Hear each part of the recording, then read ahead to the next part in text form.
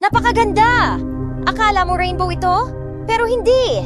Ito ang tinatawag na fire rainbow. Pero teka, wala itong kinalaman sa apoy o ulan. Ang fire rainbow o circumhorizontal arc ay isang bihirang optical phenomenon.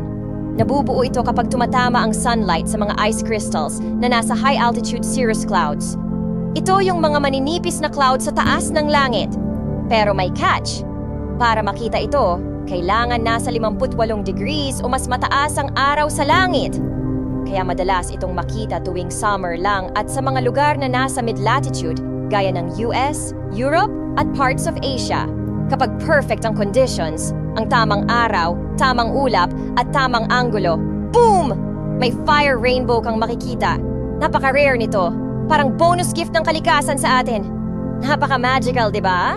Kung nakakita ka na ng ganito, i-share mo naman ang kwento mo sa comment section. At kung